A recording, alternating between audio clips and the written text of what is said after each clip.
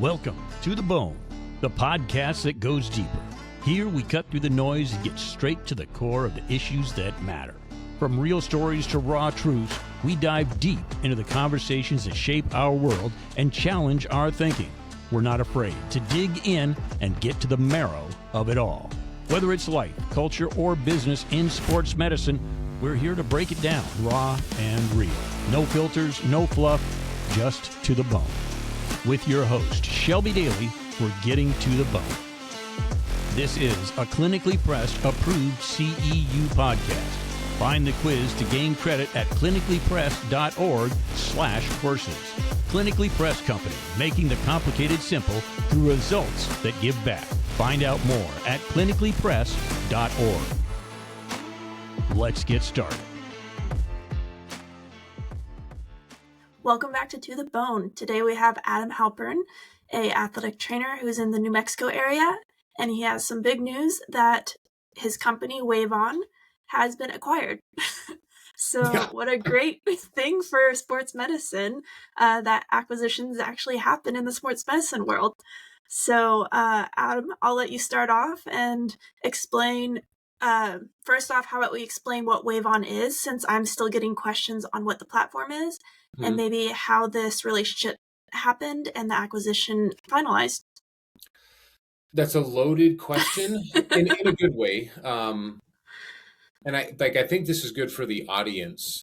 When you said it's a platform, yes, there's a platform, but I think a better place to start the conversation for the listeners is what I've done as an athletic trainer, like you highlighted, Shelby. So I think the same way 99% of the listeners think is we're solving a major problem. And that problem is double-sided. One side is the athletes and the sports organizations they're part of, and the other problem is the profession of athletic training and wanting the individual career to advance.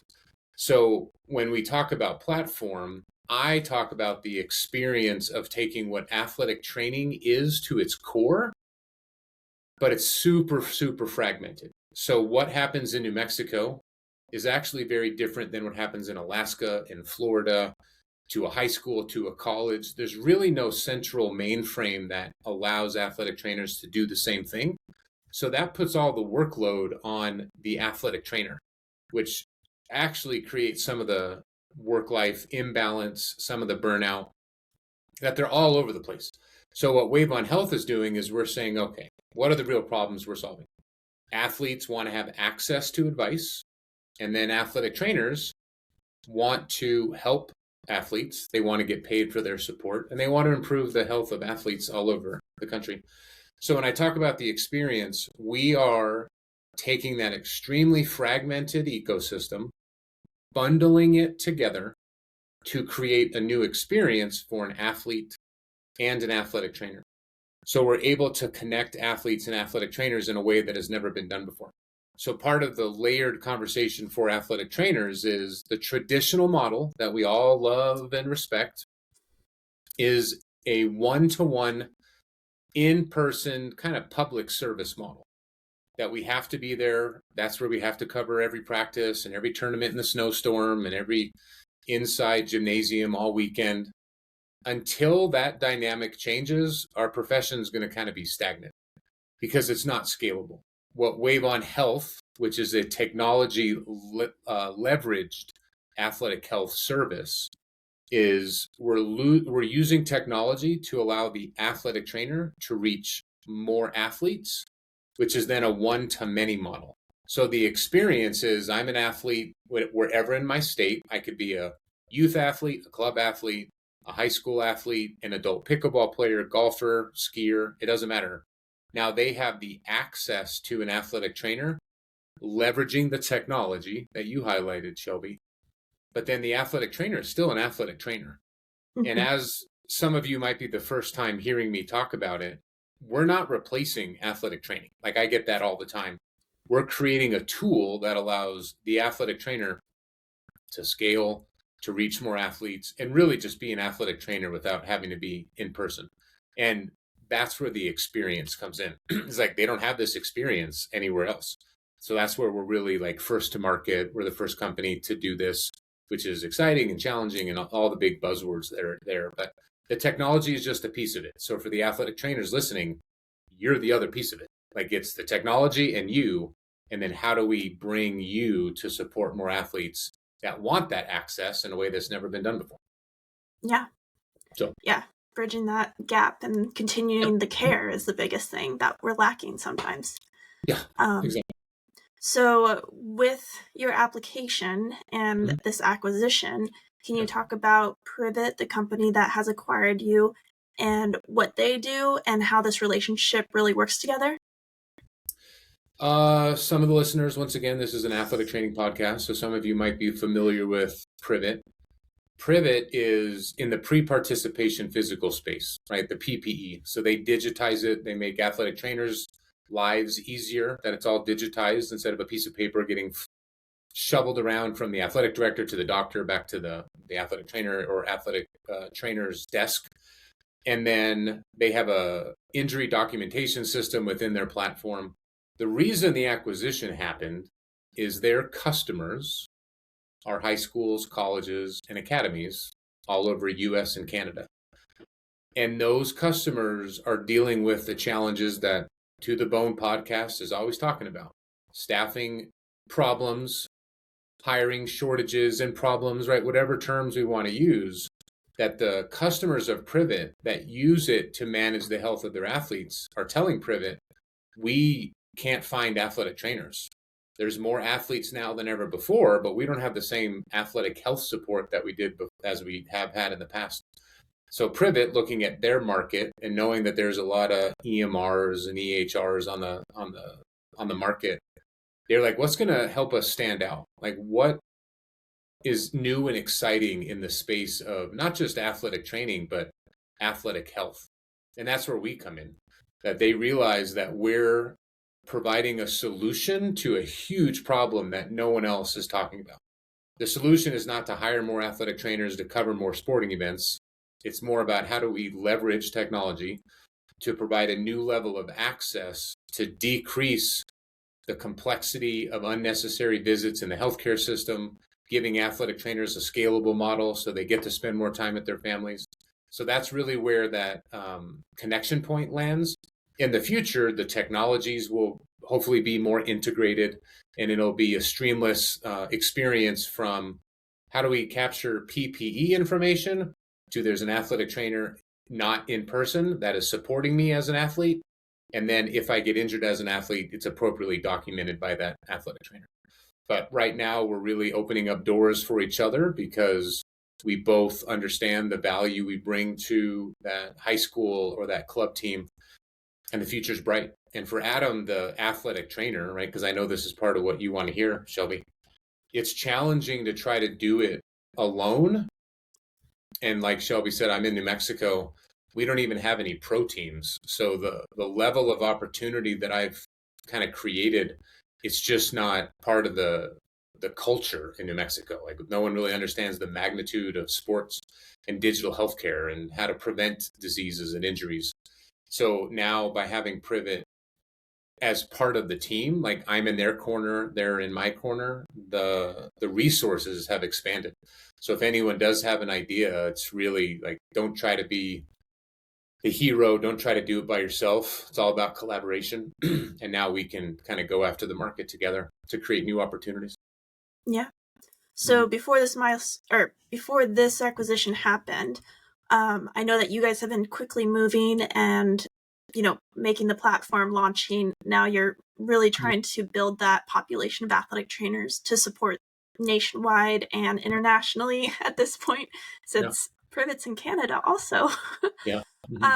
What were some of the big milestones that you accomplished with WaveOn before this acquisition that's really set you apart? I just had this conversation. I was at like a VC event, like a venture capital event, just talking about messaging. And I was pretty vocal in the group. What set me apart was the grit, the tenacity, the determination of, I know I'm onto something and I'm not going to stop until I get there. And part of that is Adam, the athlete, coming out. And the other part is Adam, the athletic trainer, knowing that there's this really rich profession that delivers a service that no one has figured out how to scale and kind of bring into the 21st century. So I just knew I was on it. I was getting validation from sports organizations all the way to orthopedic surgeons on a weekly basis. I just didn't know how and what to do.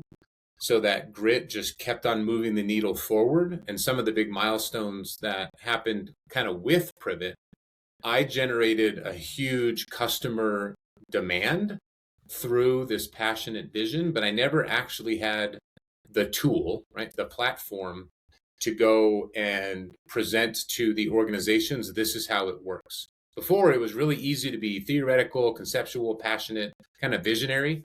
And they're like, that's awesome, but you don't have anything to do it with. Like it's a cool idea, but what do we do? So PRIVIT actually paid for the development of our MVP, which is a minimal viable product. And then shortly after that, because we had the MVP, we started to see an uptick in more athletic trainers wanting to be part of it, sports organizations wanting to be part of it. And then is when the acquisition actually happened. So the MVP was kind of like, the third date, right? Third base before we got to home together. But those big milestones really started to shift the trajectory of me personally and then the company and where. In sports medicine, we talk a lot about recovery, but not all recovery tools are created equal. Mark Pro isn't just another muscle stim unit. It's a recovery technology trusted by elite athletes, athletic trainers, and rehab professionals. Whether you're grinding through tournaments, back-to-back practices, or long clinic days, Mark Pro helps your muscles recover faster, perform better, and feel fresher tomorrow. By improving muscle activation and promoting natural circulation, Mark Pro clears out fatigue and accelerates your body's natural healing without soreness or downtime. Use Mark Pro to stay ahead of fatigue and keep performance consistent. Because in sports medicine, recovery is performance. Head to markpro.com and use the code TOTHEBONE for an exclusive listener discount. That's to the bone at markpro.com. Mark Pro, the best in recovery. We're all going together. So as this is still unfolding, what are kind of the next new milestones that you're going to try to accomplish? Obviously building the population of athletic trainers, but I know there's concussion applications. Are there other ways that you're going to help support the athletic trainers through the platforms, or what's the outlook on that? Yeah, so concussion management is in the clinical world a feature. Okay. And we need it, and there's nothing wrong with that. What we're doing that is really different is we're creating a community around the mindset of an athletic trainer that says, you know what, there's more to me than standing on the sidelines of every event. There's more to me about how do I improve my professional financial opportunity? How do I spend more time with my family? So when I talk about the community, we already have a handful of athletic trainers that are helping us build out kind of the curriculum, but it's more about a mindset shift and giving them the tools and the resources to evolve from in-person clinical waiting for an emergency to happen to being a digital athletic health manager, advocate, athletic health navigator, right? Whatever terms are appropriate to people. And then within that, we're building out like an affiliate program. So if athletic trainers refer sports organizations to us, hey, you'll get financially compensated. And then if they support those organizations from a virtual perspective, they can get compensated that way. And then within the technology, there'll be more features that we continually add based on what the customers are telling us. So obviously, athletic trainers are one of the customer bases, but also what are coaches telling us? What are athletic directors telling us? What are club directors telling us and parents? And with any type of technology company, it's all what the customers not only need, what they will actually pay for. So as athletic trainers, we have a really good lens of what people need, but that doesn't mean they want it enough to pay for it. So there's that healthy balance of clinical knowledge and customer discovery we go through every single day. Yeah. Yep. So usually with athletic trainers, we're kind of on the reactive side. So Yep. post-injury, Yep. something's nagging, not necessarily impeding performance. There's the prevention side. So maybe the biomechanical portion of evaluations. Would you say that you guys are hitting on like that performance bucket, possibly that strength and conditioning or performance enhancement evaluations and all that yet? Or is that really up to the athletic trainer? It's a really good question. We're trying to create something unique in the market, not create competitors. So if we talk about performance, there's many digital platforms to do performance, and athletic trainers do performance in clinics or facilities all over the country. So we're not focusing on performance. We're not trying to get athletes bigger, faster, stronger.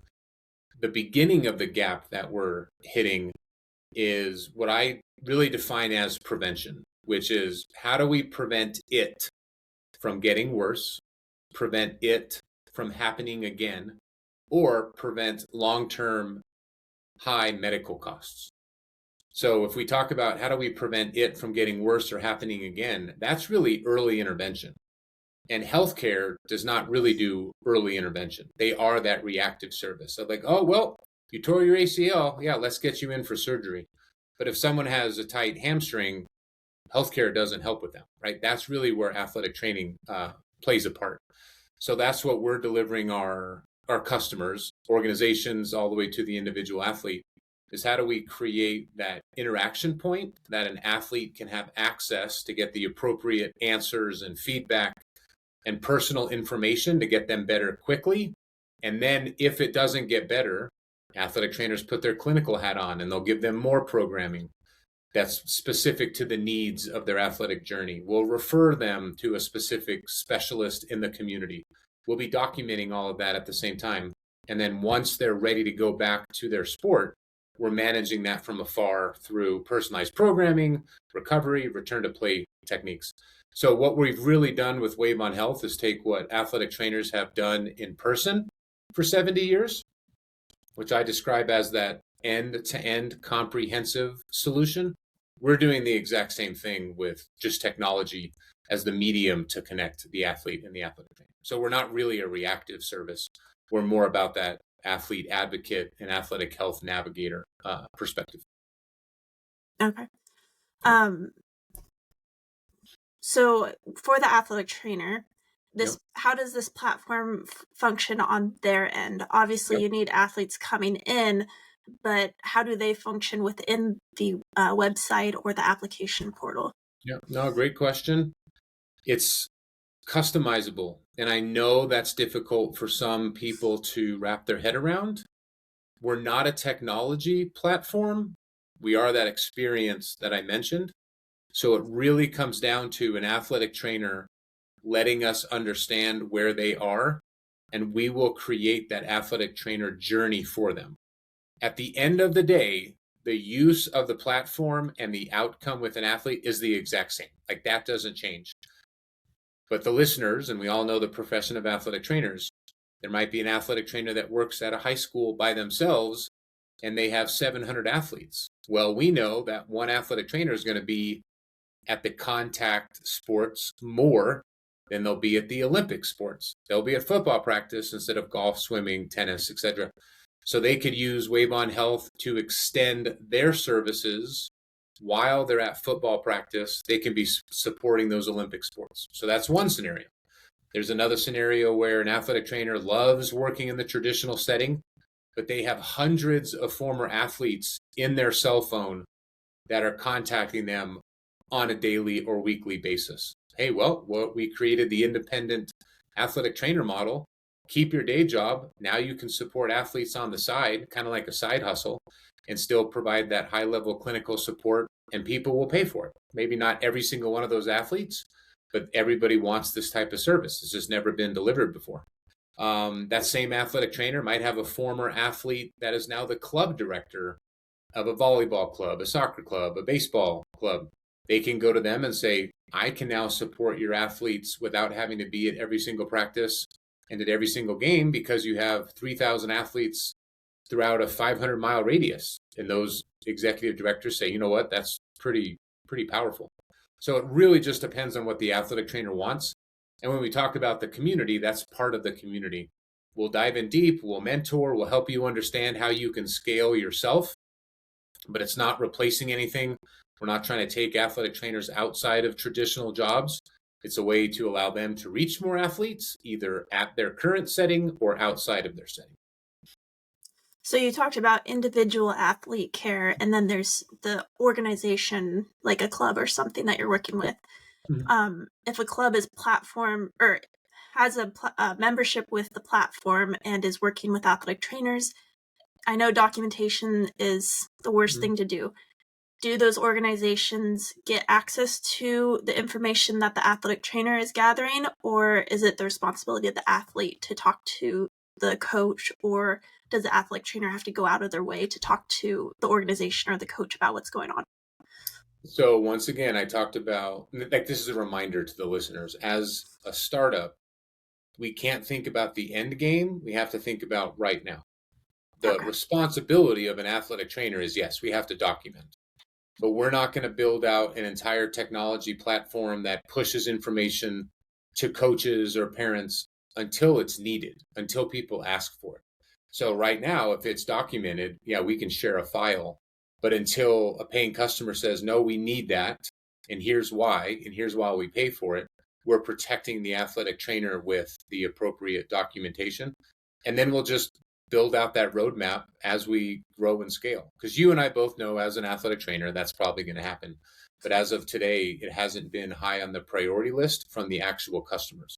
What they really want is an athlete that has something wrong with them to talk to a medical professional that understands athletics, not themselves. That was a former athlete, or they went through a level 1 coaching, but they don't know anything about sports medicine. They would much rather have us take over that legwork, and all of our colleagues.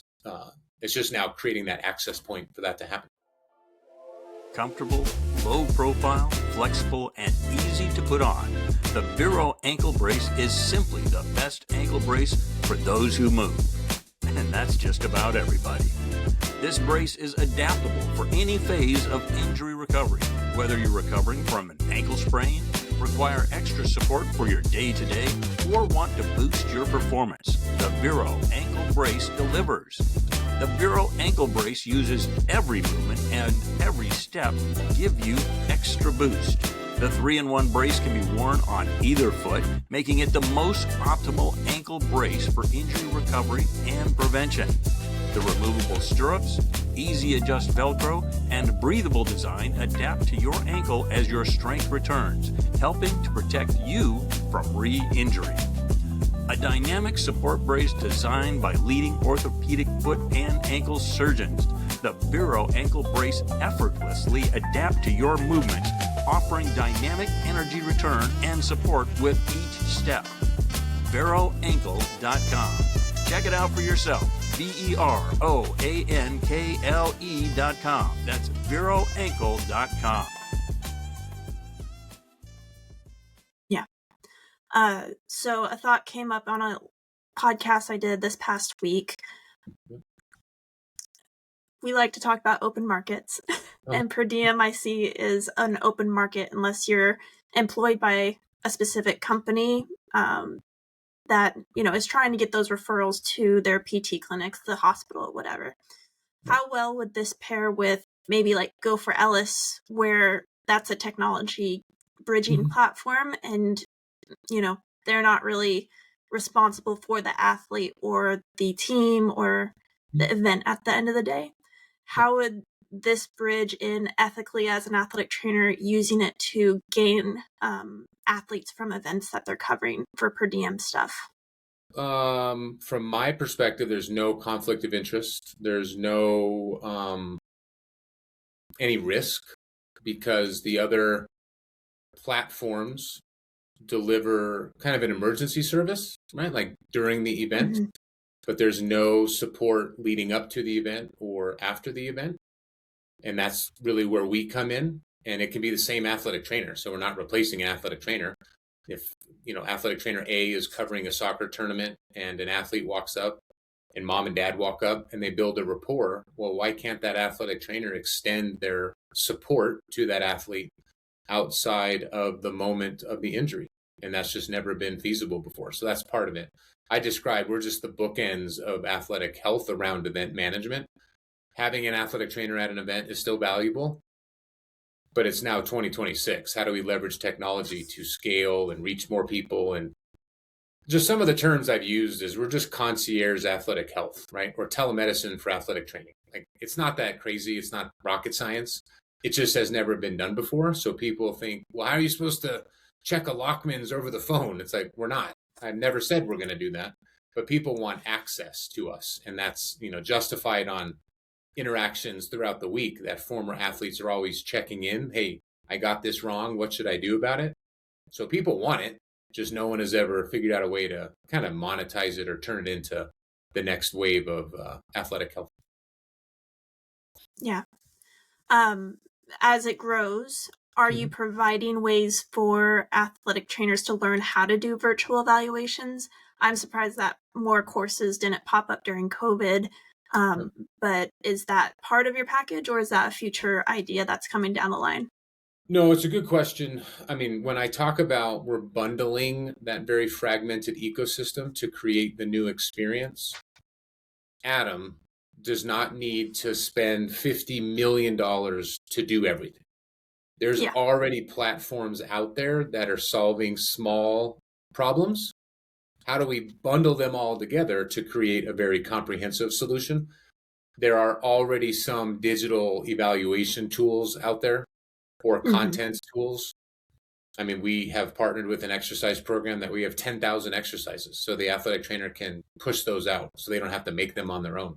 There's the same thing around concussion management, biomechanics. So as we continue to grow and scale, those will all be part of the kind of tech stack, as they call it, which is really just the feature set of how do we support more athletes without being in person. And once again, it's not replacing an athletic trainer's eyeballs and hands on the athlete. It's scaling us to when we're not in front of an athlete. How can we support them? So this is definitely a way to do that. Okay. Just wanted to clear that up for listeners. No, it's a good question. What else did I miss so far that you want to talk about? I mean, you kind of highlighted it, but I'll talk about it. We have and I'll use my hands. We have a double-sided market. The athletes and the sports organizations, which is really the demand. And then we have the athletic trainer and the platform, which is the supply. And both of those are growing kind of on a weekly basis. I mean, we have over 300 athletic trainers that have said, you're solving the problem of this profession moving forward. Like, how do we improve our work-life balance? How do we support more athletes and still feel validated? But how do we make money, right? Like, how do we do this to financially support our family? And sports organizations that I've talked to all over the country are like, Adam, you're solving a major problem.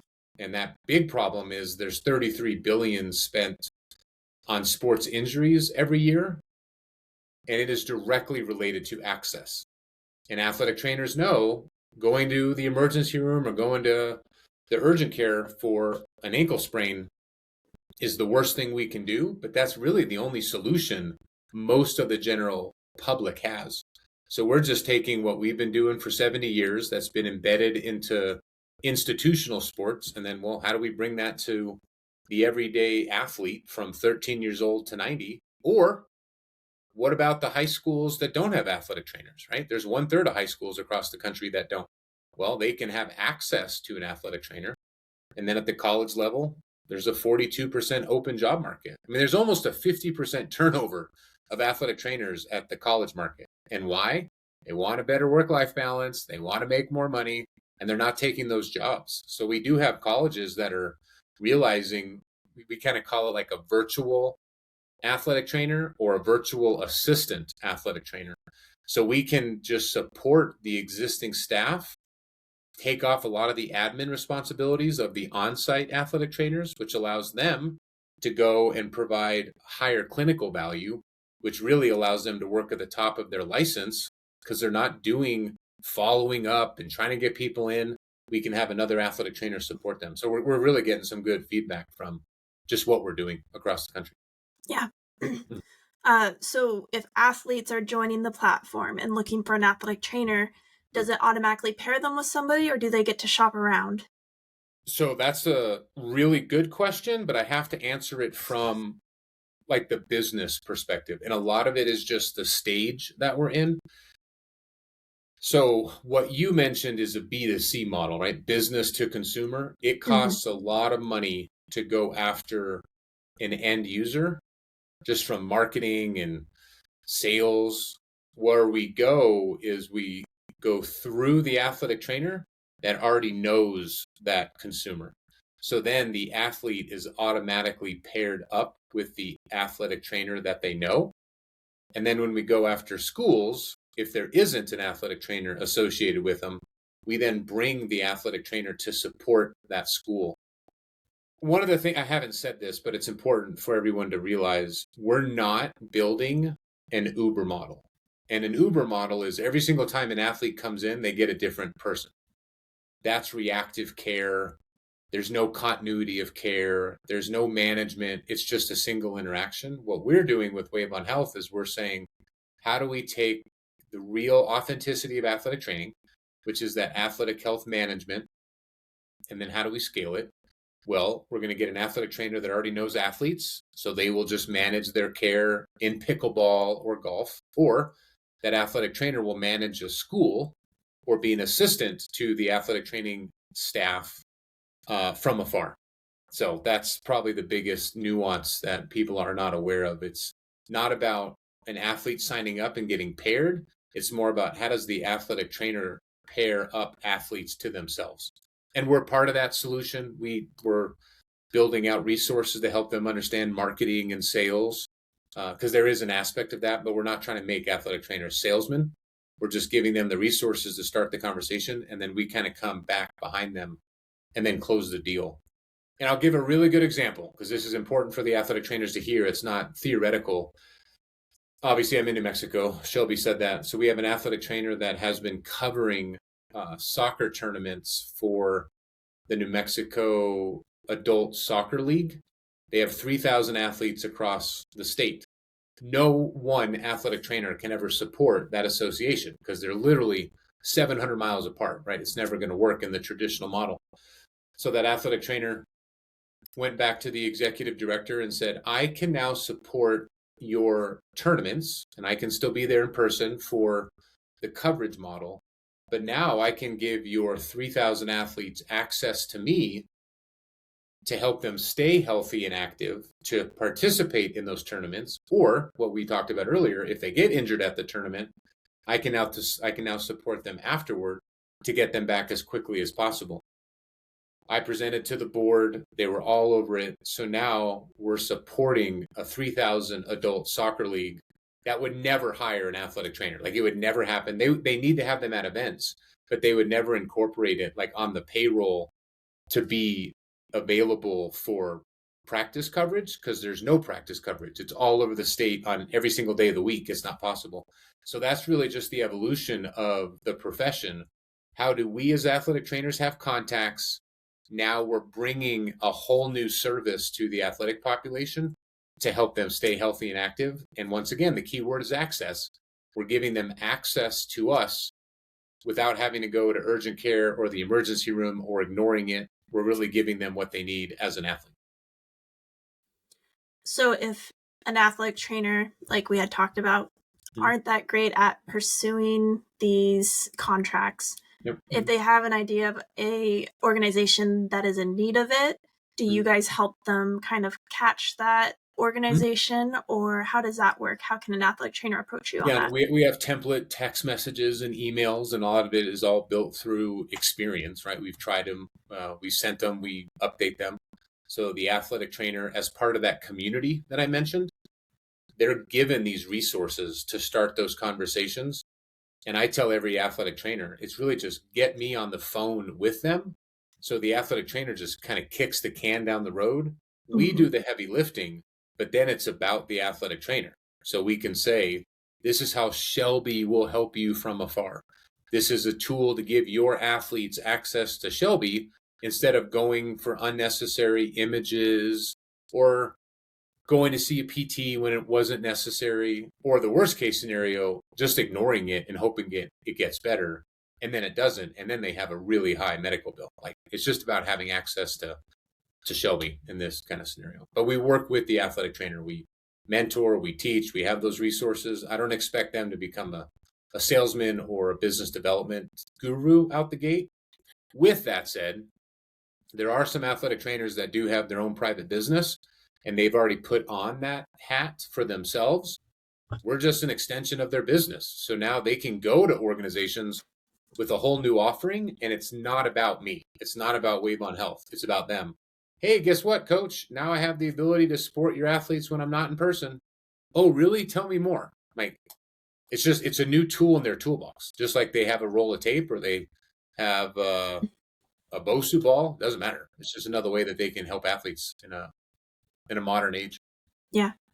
So since this is so vast and there's going to be so many athletic trainers involved, are you gathering any data points from what the athletic trainers are doing, or any, I guess, injury reports?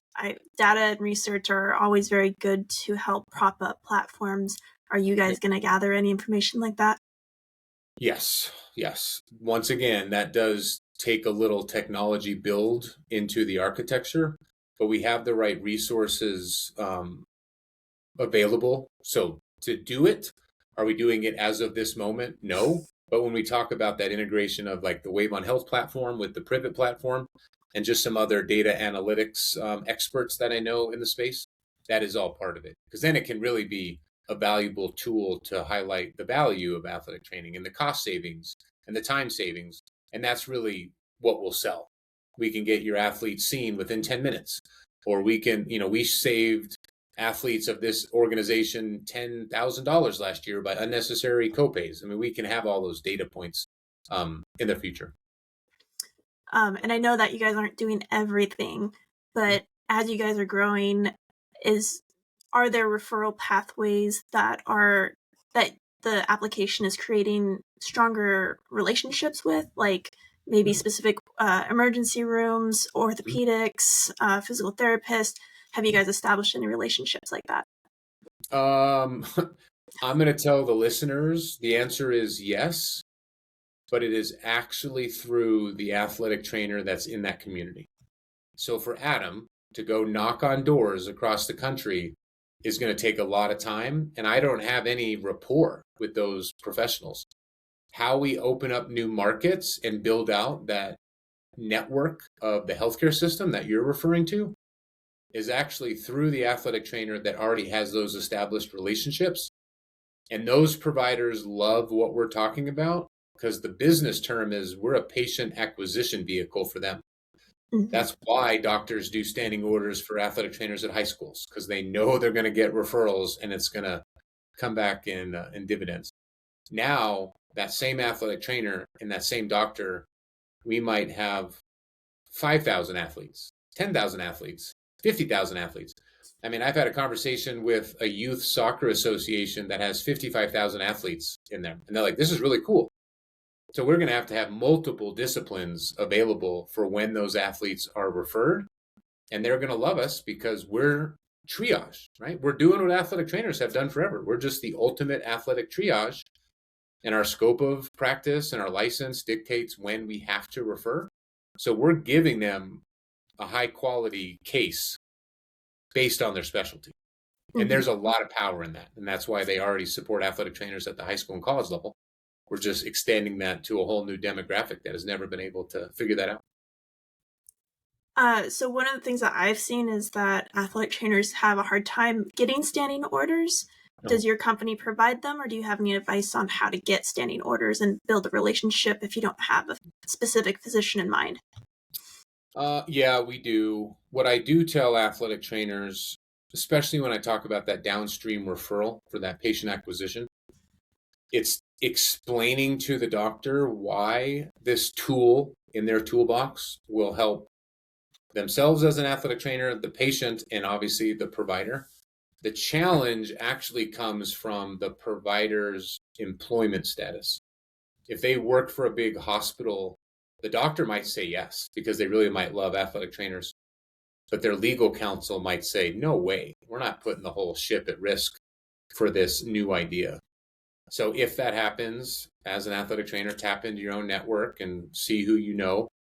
We do have a solution. We have a doctor that is licensed in all 50 states, so we can get it done. There's just a fee associated with it. So if an athletic trainer does want to do it, we have the answer, but I definitely recommend your local community is much better. Just from cross-referencing, referrals back and forth, supporting the local, ecosystem and business community.